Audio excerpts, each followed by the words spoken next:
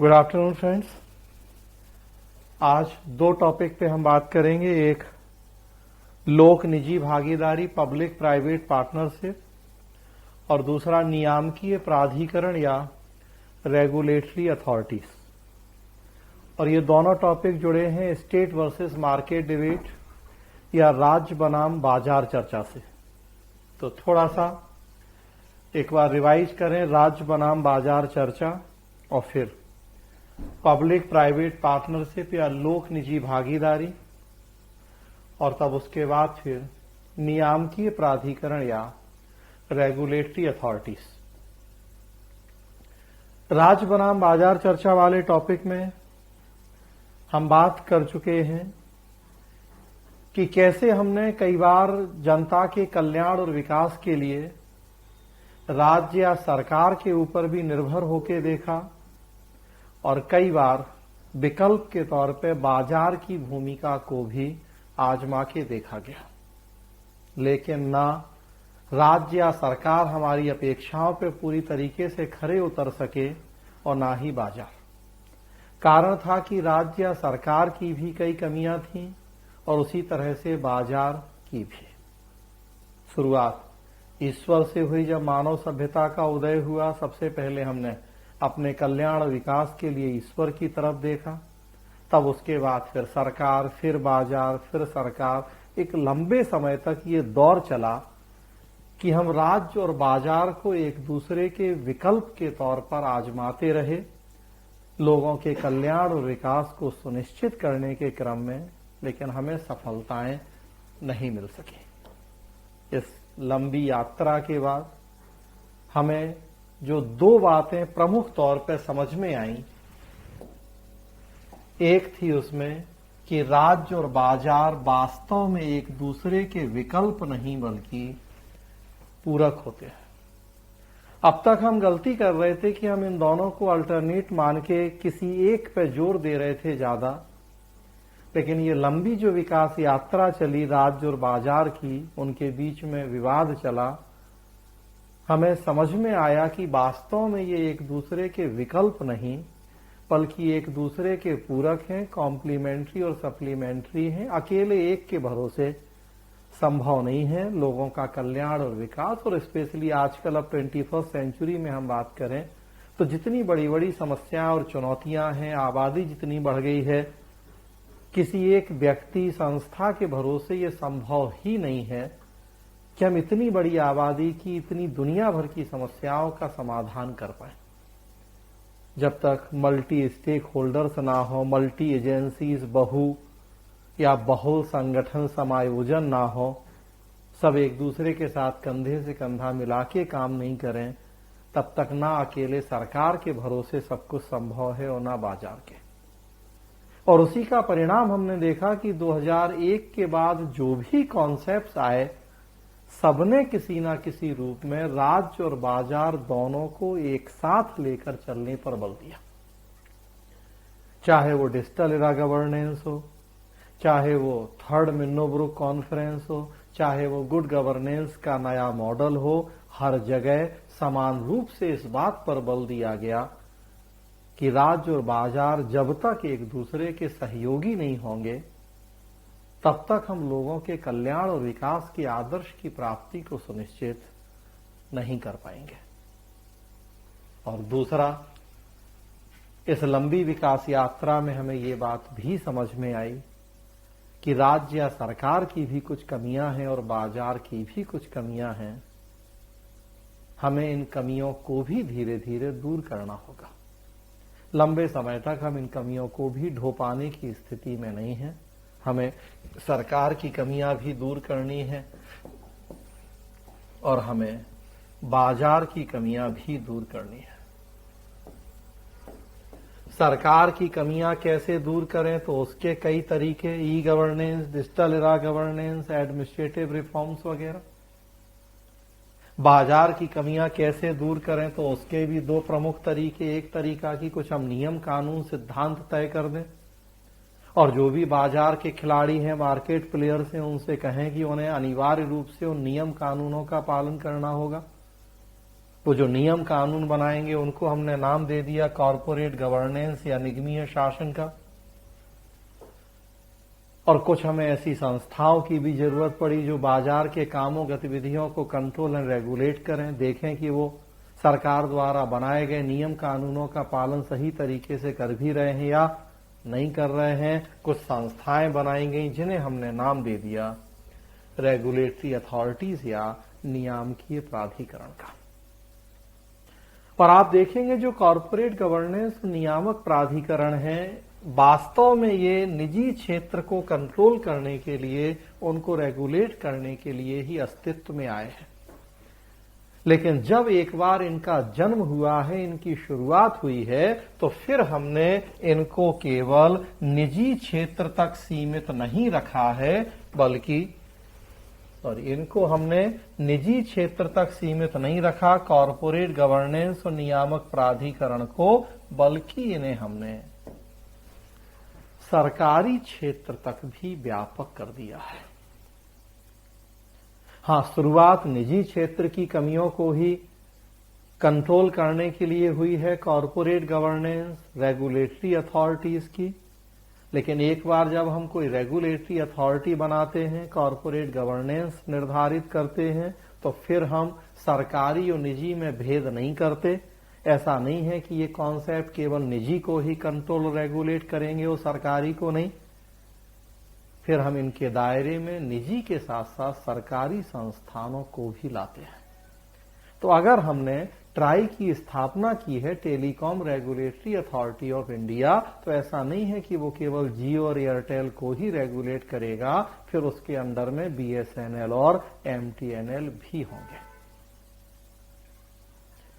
हालांकि आप देखेंगे जब तक अकेले बीएसएनएल और एमटीएनएल थे, तब तक हमें ट्राई जैसी संस्थाओं की जरूरत नहीं थी और ना कॉरपोरेट गवर्नेंस की जरूरत थी, कारण कि वो सरकारी संस्थाएं थीं, वही करती थीं जो सरकार करवाती थी और जैसे करवाती थी वैसे करती थी। सीधा सरकार का नियंत्रण होता था, मंत्री के अंडर में काम होता था, अधिकारी थे आईएएस पीसीएस जो भी, तो सीधा सरकार का हस्तक्षेप था। अलग से हमें ना किसी नियम सिद्धांत की जरूरत थी, ना किसी ट्राई जैसी संस्था की। वो तो जब after LPG public choice theory जैसे कॉन्सेप्ट आए, हमने मार्केट कॉम्पिटिशन को प्रमोट करना शुरू किया, प्राइवेट कंपनीज की भूमिका बढ़ी, तब फिर हमें ट्राई जैसी संस्थाओं की जरूरत पड़ी। हाँ, लेकिन एक बार अगर हमने ट्राई बनाया तो फिर ऐसा नहीं है कि हमने ये कहा हो कि ट्राई केवल प्राइवेट प्लेयर्स को ही, मार्केट प्लेयर्स को ही रेगुलेट करेगा और जो सरकारी हैं वो तो पहले जैसा काम करेंगे, तो नहीं। हम कहीं भी आरोप नहीं सुनना चाहते अपने ऊपर कि प्राइवेट कंपनियां आरोप लगाएं कि कहने को तो वो एलपीजी को प्रमोट कर रहे हैं, लेकिन जो सरकारी कंपनियां उनके साथ अलग व्यवहार किया जाता है और जो प्राइवेट कंपनियां उनके साथ अलग व्यवहार किया जाता है।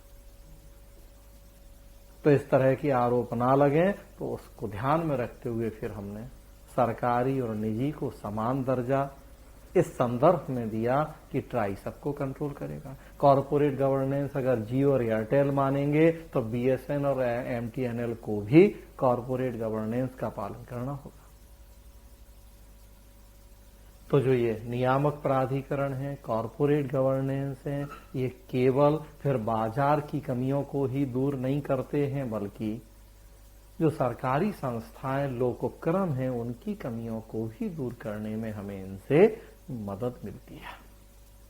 तो पब्लिक प्राइवेट पार्टनरशिप या लोक निजी भागीदारी की राज्य और बाजार विकल्प नहीं पूरक है, और प्लस इनकी कमियों को दूर करना है तो regulatory authorities and corporate governance.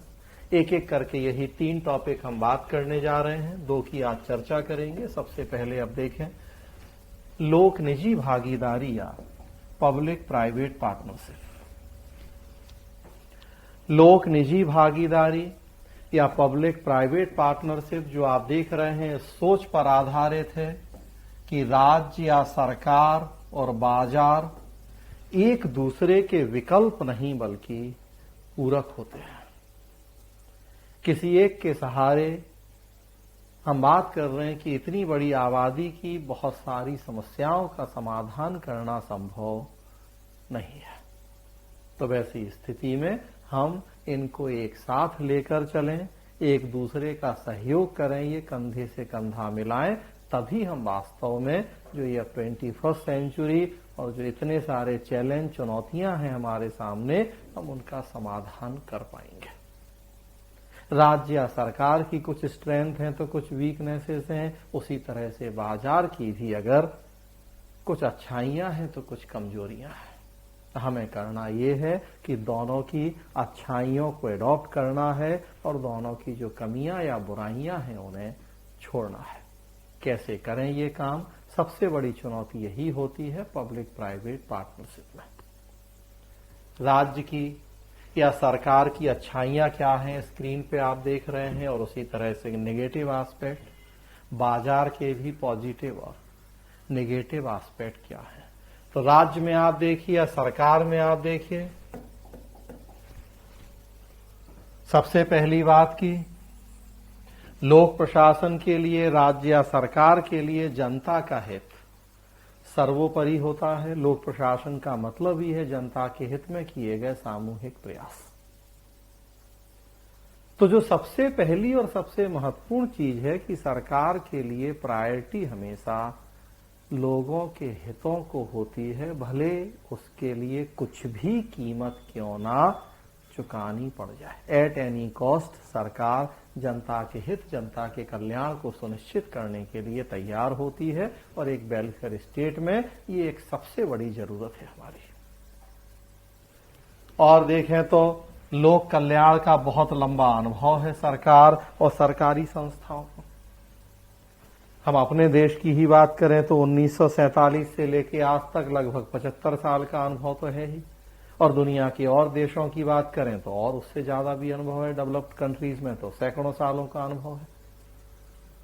उस अनुभव का फायदा मिलेगा ही हमें शिक्षा, स्वास्थ्य, रोजगार या और दूसरे जो जनता के हितों से जुड़े मामले हैं।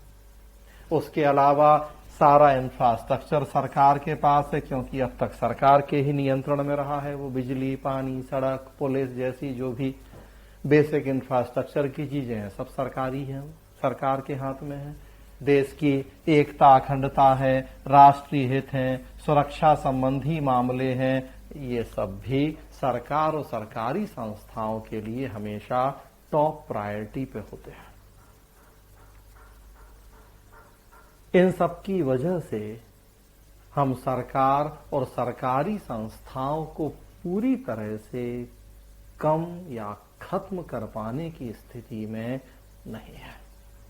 80s 90s में जब एलपीजी की नीतियां आई, roll back of the state हमने शुरू किया, फिर भी इन्हीं सब कारणों या ऐसे कई और कारणों की वजह से हम एक लिमिट से ज्यादा सरकार और सरकारी संस्थाओं की भूमिका को कम नहीं कर सके। इनफैक्ट जिन देशों ने भूमिका ज्यादा कम करी उन्होंने उसके दुष्परिणाम भी देखे। वैश्विक आर्थिक मंदी 2007-8 उस दौरान भी दुष्परिणाम देखे, और उसके आगे पीछे भी। जरूरत से ज्यादा एलपीजी का ही दुष्परिणाम था कि अमेरिका में 9/11 जैसी आतंकी घटनाएं घट गई, और उसके बाद दोबारा उसे वापस कठोर नियम कानून लागू करने पड़े। तो भले role back of the state का जमाना चला एलपीजी पिछले 30-40 साल, फिर भी इन सारे कारणों की वजह से हमें राज्य या सरकार की जरूरत है। हालांकि उनकी कुछ कमियां हैं, कमियां जो ट्रेडिशनल भ्रष्टाचार है, लाल फीताशाही है, गोपनीयता है, निरंकुशता है, दूसरे के काम में हस्तक्षेप करना है, इस तरह की कई सारी कमियां लिखी हैं। देखे, भ्रष्टाचार, लाल फीताशाही, गोपनीयता, निरंकुशता, अनावश्यक खर्च करना, राजनीति का हस्तक्षेप बहुत ज्यादा।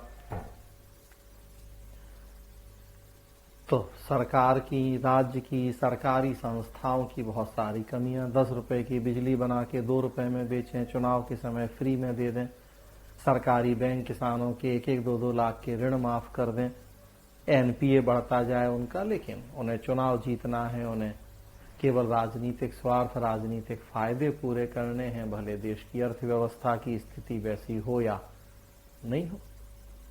पेट्रोल कंपनियां हैं, कीमतें नहीं बढ़ाएं, भले अंतर्राष्ट्रीय स्तर पर कच्चे तेल की जो भी कीमत हो जाए, लेकिन यहां अगर वोट चाहिए है, चुनाव जीतना है तो। उसके अलावा भ्रष्टाचार या और दूसरी समस्याएं भी रही हैं। उसी तरह से बाजार, तो बाजार की भी कुछ स्ट्रेंथ है और कुछ वीकनेस है। आजकल आप देखें एलपीजी में मल्टीनेशनल कंपनीज का जमाना है। बड़ी बड़ी कंपनियां, इतनी बड़ी बड़ी कंपनियां कि ज्यादातर देशों के तो जीडीपी नहीं है उतने जितने उन कंपनियों के नेटवर्थ है, डेली की कमाई है जितनी उनकी। अमेजॉन, गूगल या ऐसे और बहुत सारी बड़ी बड़ी कंपनियां। तो अगर बाजार के स्ट्रेंथ देखें तो पर्याप्त मात्रा में रिसोर्स है इनके पास। उसके अलावा देखें तो तकनीक, पूंजी, कार्मिक,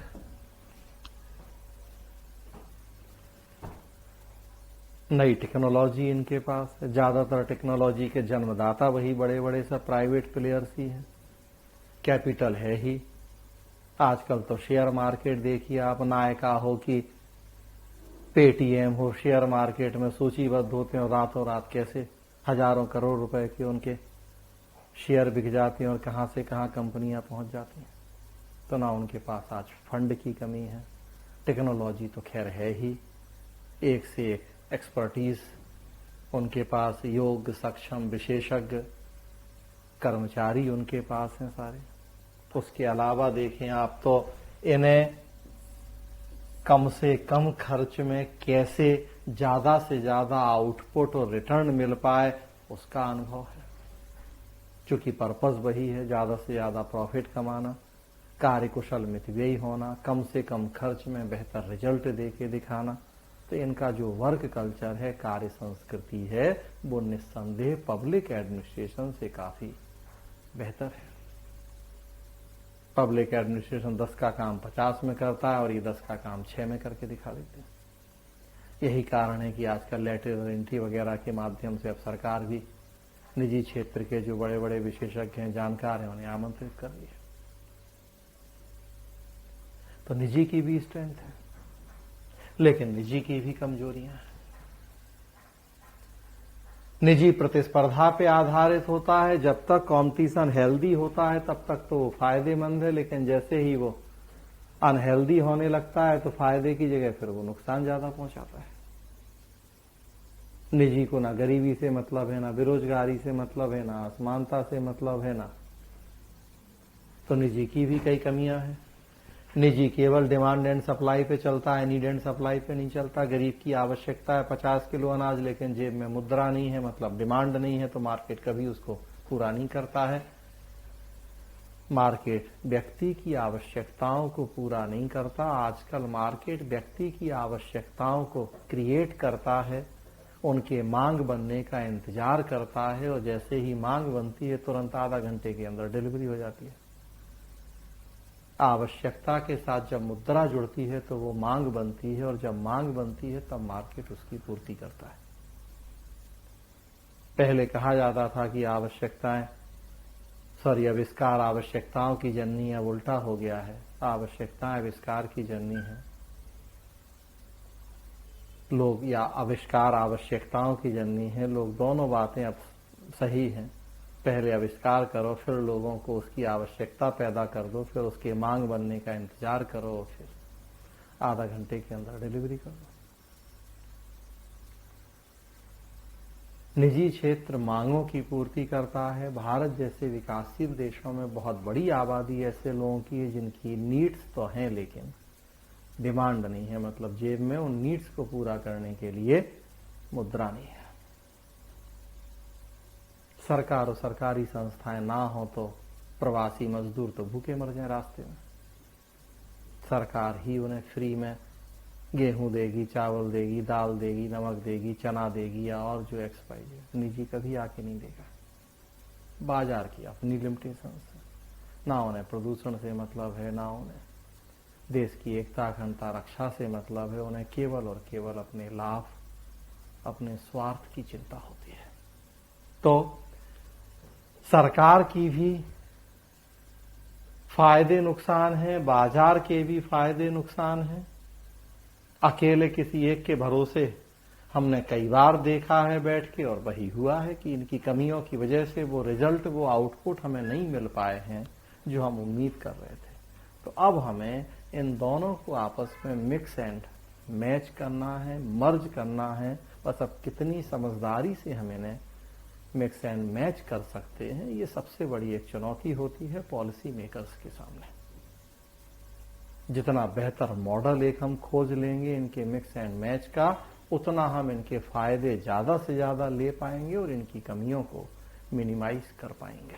जरूरत हमें दोनों की है, क्योंकि दोनों के फायदे भी हैं और दोनों के नुकसान भी है। तो देख रहे हैं आप कि सरकार के भी पॉजिटिव नेगेटिव, बाजार के भी पॉजिटिव नेगेटिव,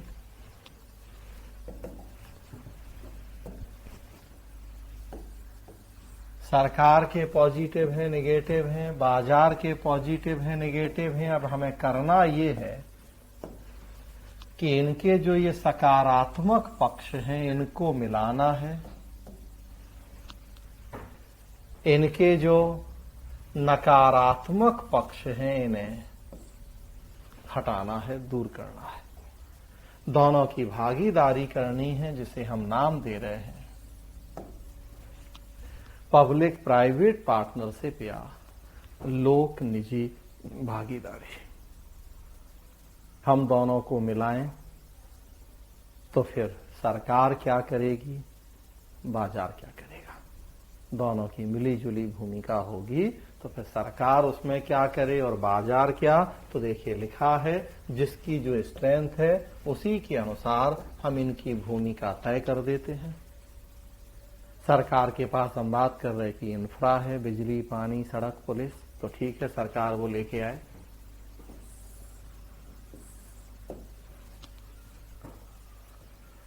सरकार के लिए जनता का हित सर्वोपरि है, तो ठीक है सरकार उसकी चिंता करे।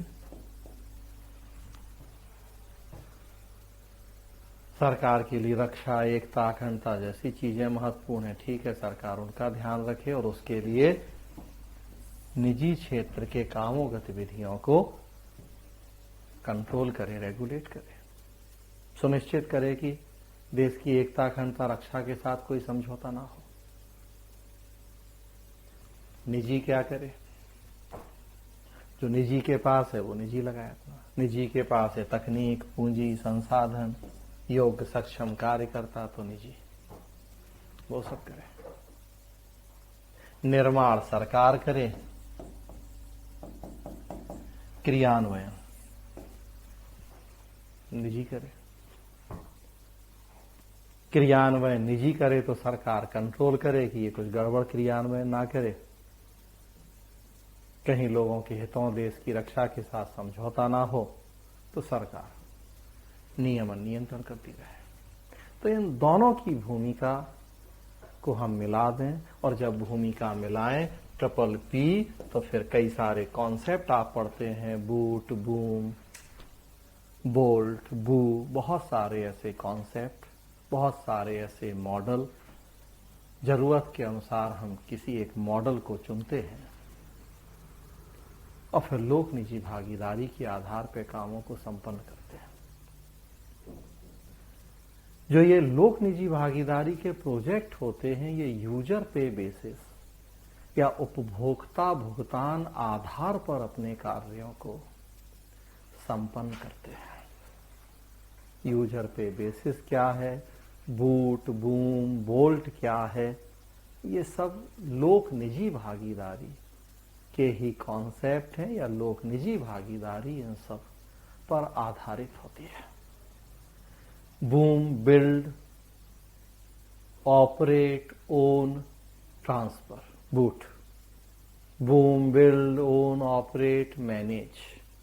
बू, बिल्ड, ओन, ऑपरेट।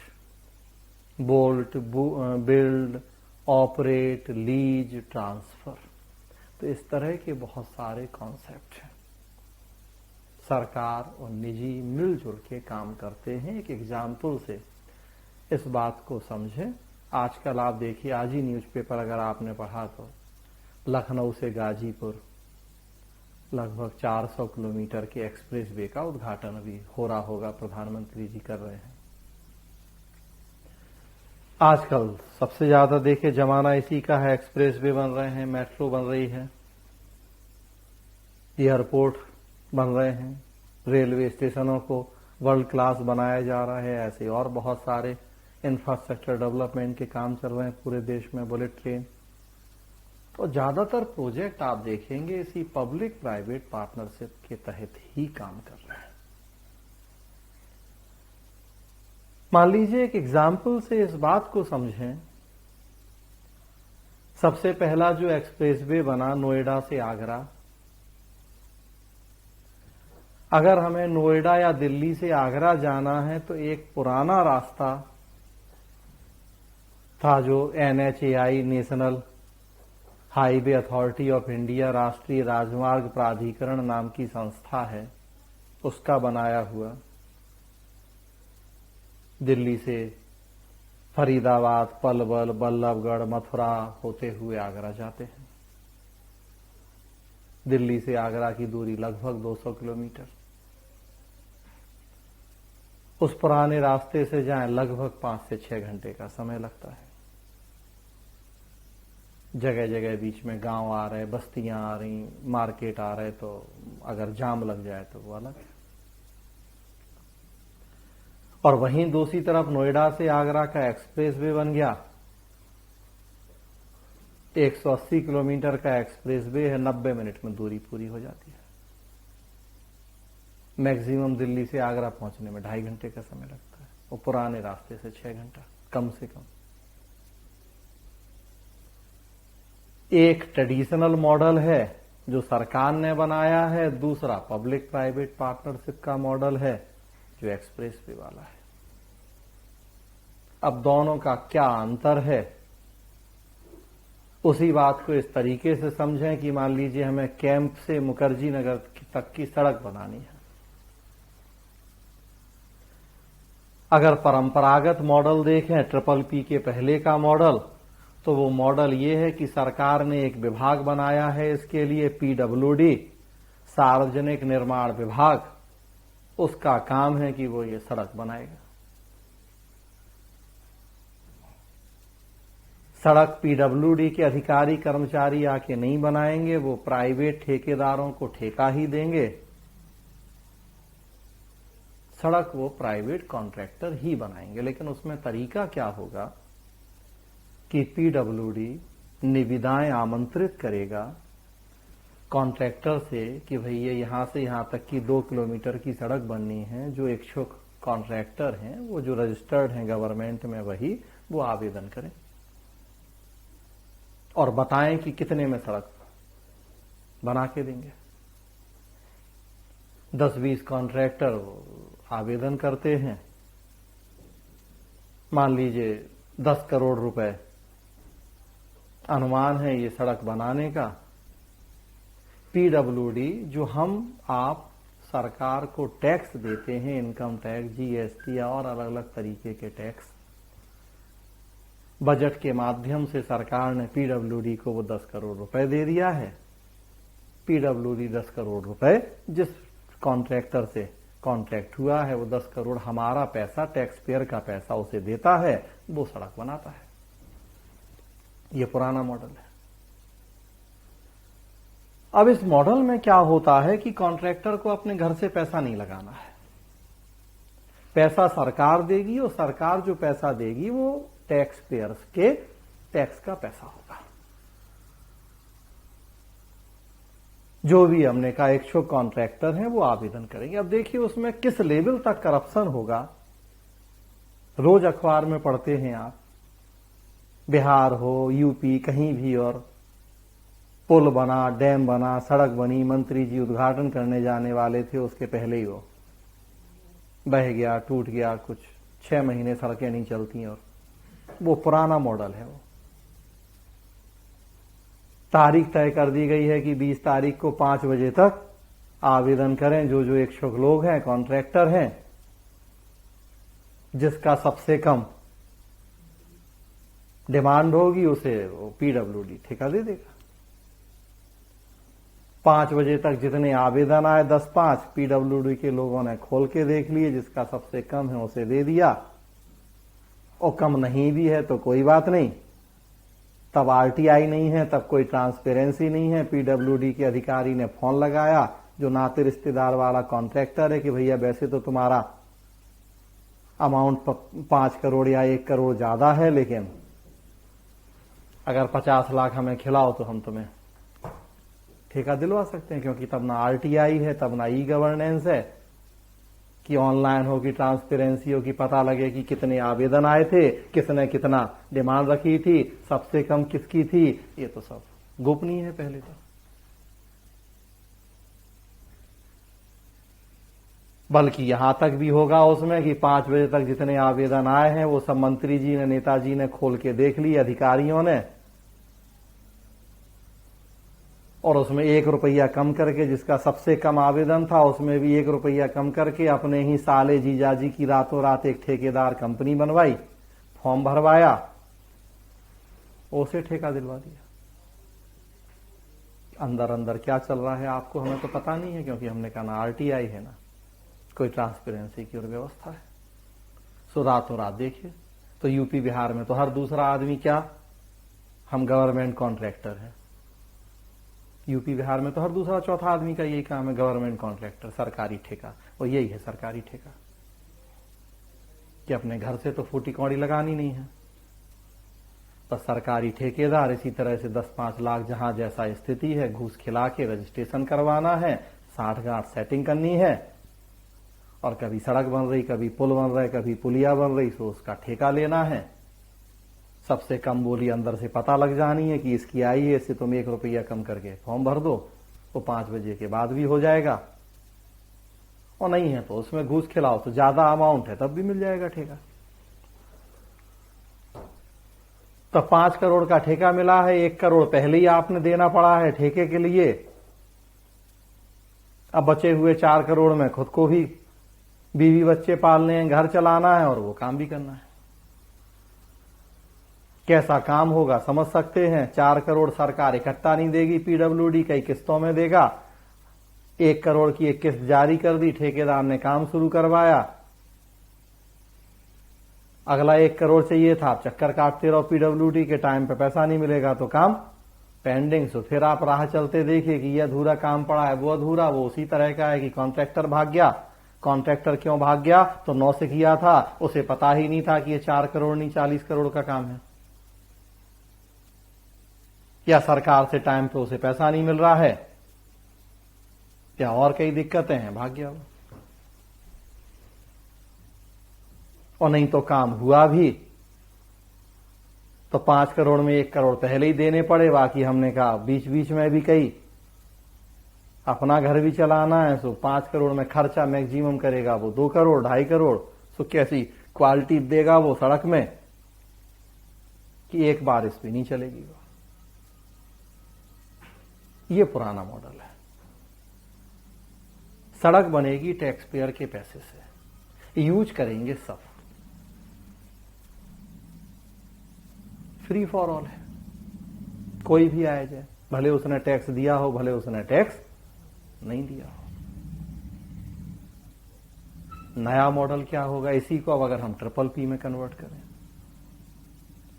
तो PPP में कन्वर्ट करेंगे तो अब हो जाएगा वही, पीडब्ल्यूडी को सड़क बनानी है कैम से मुखर्जी नगर, लेकिन पीडब्ल्यूडी पहले ही कह देगा कि देखो भैया पैसा हमारे पास नहीं है।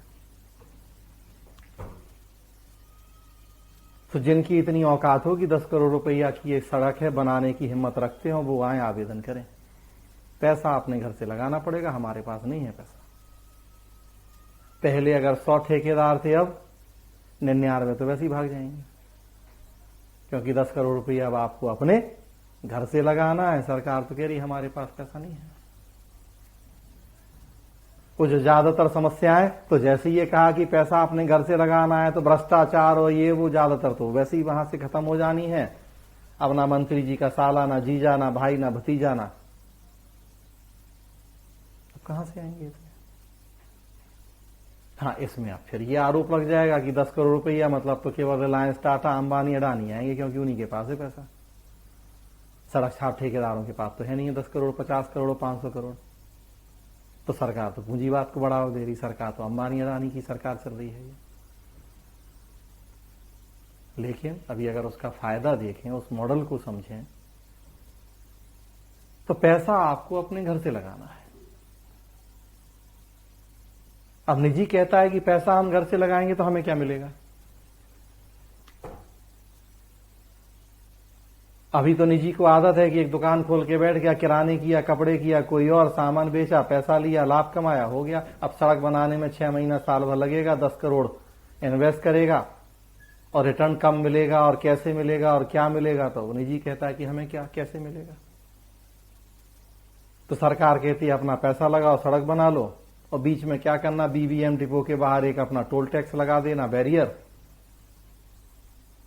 और 10 साल तक हम आप ही को इसका मालिकाना दे देंगे सड़क का, जो भी आ जाए 10 रुपए वसूलना उससे, या 20 रुपए या 50 रुपए, 10 साल तक तुम ही मालिक हो सड़क के। अब चूंकि तुम ही मालिक हो तो मेंटेन भी तुम्हें ही करना है, नेचुरल सी बात है। और पैसा तुम ही अपने घर से लगा रहे हो, तो वो चक्कर भी नहीं है कि अगली बारिश के पहले वो रोड बह जाना है, क्योंकि 10 साल तक मालिक भी तुम ही हो, 10 साल मेंटेन भी तुम ही करना है। तो वो पहले ही ऐसा बनाएगा कि 10 साल तक फिर मेंटेनेंस का खर्चा ना आए उसका, मालिक 10 साल तक वही है, लोगों को अच्छी क्वालिटी मिलेगी।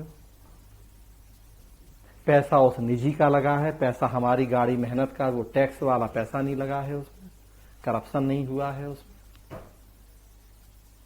ऐसा नहीं हो रहा है कि टैक्स का पैसा हमारा लगा और यूज सारे कर रहे हैं, वही यूज करेगा जो पे करेगा, जिसकी जेब में 10 रुपया होगा, 20 रुपया होगा, वो यूज करेगा, नहीं तो भैया देख लो।